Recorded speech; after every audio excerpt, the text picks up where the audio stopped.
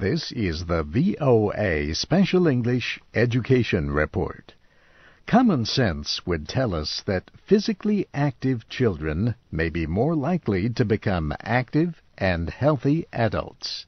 In the United States, elementary and middle schools are advised to give students 2.5 hours of physical activity a week.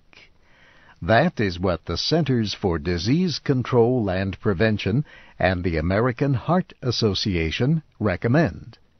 They say high schools should provide about 4 hours of physical activity each week.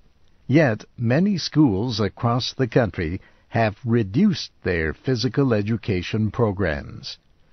Criticism of the cuts has led in some places to efforts to give students more time for exercise, not less. The future health of Americans may depend on it. Just this week, a study reported that life expectancy has fallen or is no longer increasing in some parts of the United States. The situation is worst among poor people in the southern states, and especially women. Public health researchers say it is largely the result of increases in obesity, smoking, and high blood pressure. They also blame differences in health services around the country. In 2006, a study found that only 4% of elementary schools provided daily physical education all year for all grades. This was true of 8% of middle schools and 2% of high schools. The study also found that 22% of all schools did not require students to take any PE. Charlene Burgeson is the Executive Director of the National Association for Sport and Physical Education.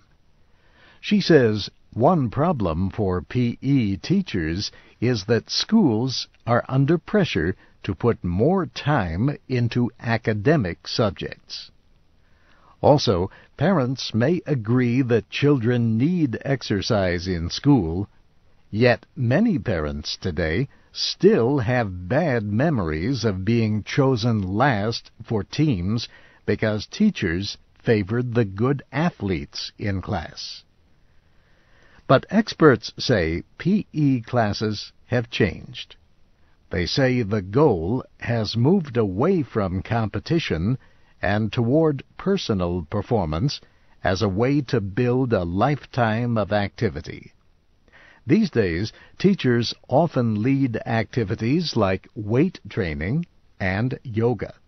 Some parents like the idea of avoiding competitive sports in PE class. Yet others surely dislike that idea. In the end, schools may find themselves in a no-win situation. And that's the VOA Special English Education Report, written by Nancy Steinbach. You can learn more about the American education system and get transcripts, MP3s, and podcasts of our reports at voaspecialenglish.com. I'm Steve Ember.